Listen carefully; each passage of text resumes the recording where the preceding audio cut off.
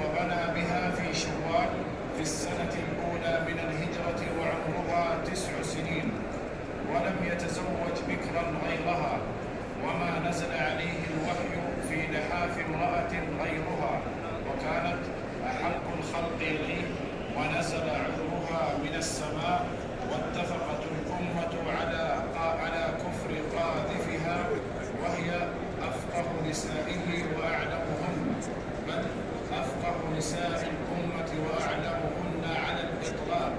وكان الأكابر من أصحاب النبي صلى الله عليه وسلم يرجعون إلى قولها ويستفتونها، وقيل إنها أسقطت من النبي صلى الله عليه وسلم صدقا ولم يثبت.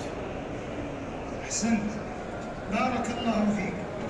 سبق الحديث عن أم المؤمنين خديجة رضي الله عنها وبيان مناقبها وفضائلها، ثم الكلام عن الزوجة الثانية سودة بنت زمعة القرشية رضي الله عنها في الدرس السابق. ولا شك أن موقف المسلم من زوجات النبي صلى الله عليه وسلم وأمهات المؤمنين يتلخص في محبتهم ومعرفة مكانتهن ومنزلتهن عند الله وعند رسوله صلى الله عليه وسلم وعند المؤمنين، وهذا بإجماع المسلمين. ولم يشذ عن هذا إلا طائفة ممن عادوا الصحابة رضي الله عنهم ووقفوا موقف الخزي والعار من أم المؤمنين عائشة رضي الله عنها. ولا يزال التاريخ يسطر سواد صفحتهم في هذا المجال وسوءاتهم على الأمة والتاريخ. خص الله زوجات النبي صلى الله عليه وسلم بخصائص لم يجعلها لغيرهن من سائر النساء. يا نساء النبي لستن كأحد من النساء، يكفي من شرفهن وفضلهن وفخرهن ومنزلتهن أنهن زوجات سيد البشر، وأن الله اختارهن لنبيه صلى الله عليه وسلم. فلو لم يكن أفضل نساء العالمين لما اختارهن الله عز وجل لنبيه عليه الصلاة والسلام. ومن خصائصهن أنه جعلهن أمهات للمؤمنين. النبي أولى بالمؤمنين من أنفسهم وأزواجه أمهاتهم، فهن أمهات المؤمنين في الحرمة لا في المحرمية. لازم يتضح هذا. في الحرمة يعني في المكان، في المنزل، لا المحرمية التي هي ما يتعلق بالمحرم والمحارم والموقف الشرعي منهم. ولهذا أمرهن الله عز وجل بالحجاب. يا أيها النبي قل لأزواجك وبناتك ونساء المؤمنين يدنين عليهن من جلابيبهن، ذلك أدنى أن يعرفن فلا يؤذين، وكان الله غفورا رحيما. وكذلك عند سؤالهم أن يسألن من وراء حجاب. هذا الفرق بين الحرمة والمحرمية. قال الله عز وجل وإذا سألتموهن متاعا فاسألوهن من وراء حجاب. وكذلك عدم جواز الزواج بهن بعد رسول الله صلى الله عليه وسلم.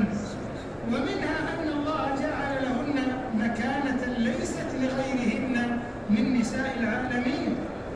يا نساء النبي لستن كأحد من النساء.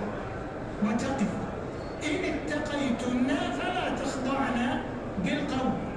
والوقف الآخر الجائز يا نساء النبي لستن كأحد من النساء إن اتقيتن فلا تخضعن بالقول فيطمع الذي في قلبه مرض، وقلن قولا معروفا وقرن في بيوتكن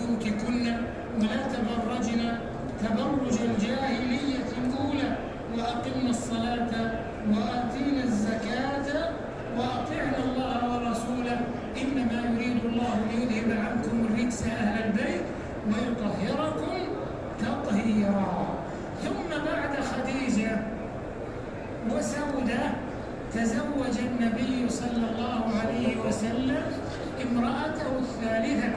ونحن عرفنا أن من خصوصية النبي صلى الله عليه وسلم التي ليست لأحد من أمته أنه يتزوج بأكثر من 4، فقد تزوج 9 نساء، وتزوج أيضا كما في بعض الروايات 11 امرأة، ولكن تلك خصوصية للنبي صلى الله عليه وسلم خالصة لك من دون المؤمنين. وهذا هو الفرق بين السنة القولية والسنة الفعلية. قال ثم تزوج بعدها عبد الله عائشة الصديقة بنت الصديق رضي الله عنها وعن أبيها.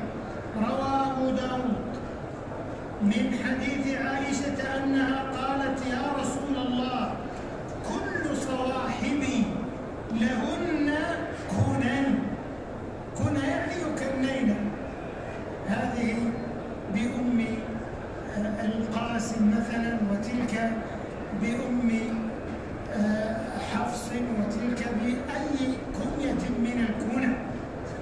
فعائشة رضي الله عنها ونعرف أنه لم ينجب منها ولد، رغبت أن تكون لها كنية.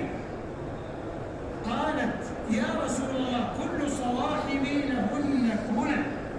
قال فاكتني بابنك عبد الله.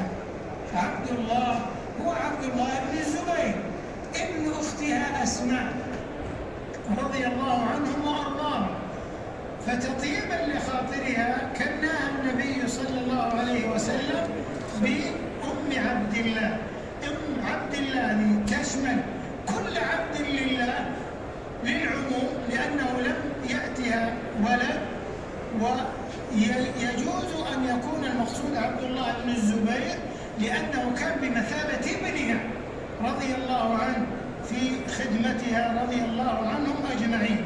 قالت فكانت تكنى بأم عبد الله، والحديث حديث صحيح عند أبي داود.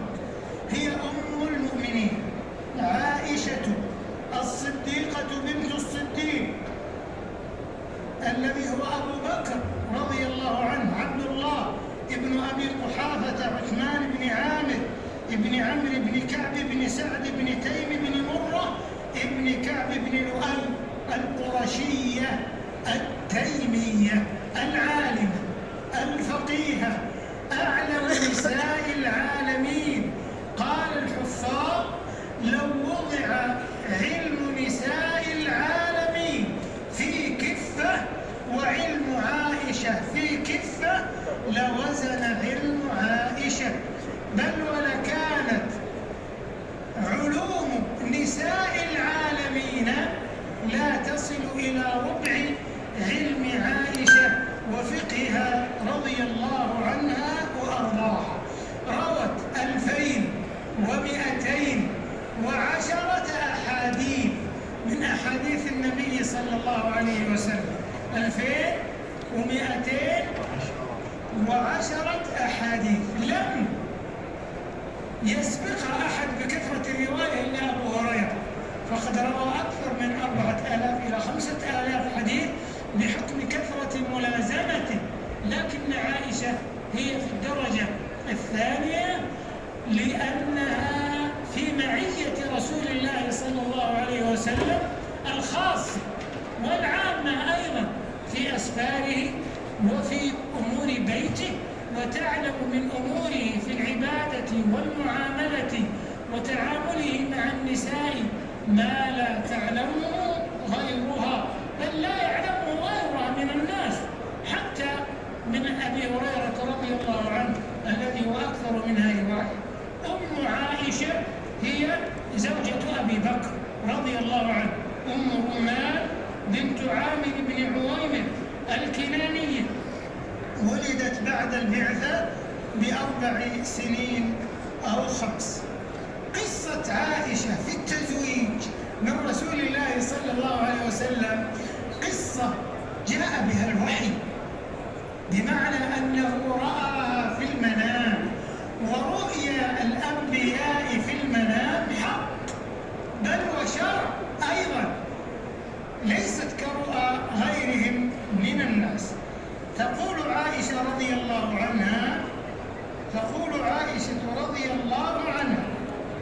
أن رسول الله صلى الله عليه وسلم عرض عليه الملك في منامه قبل نكاحها، عرضه عليها في سرقة، ما هي بسرقة، سرقة واحدة السرق، وهي القطعة من الحرير.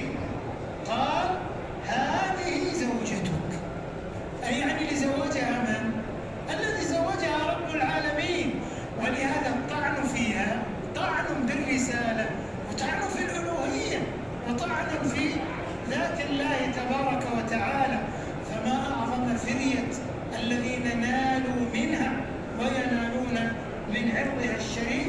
بل إن أهل العلم ذهبوا إلى كفر من قذفها، لأنهم كذبوا الله وكذبوا رسوله صلى الله عليه وسلم وكذبوا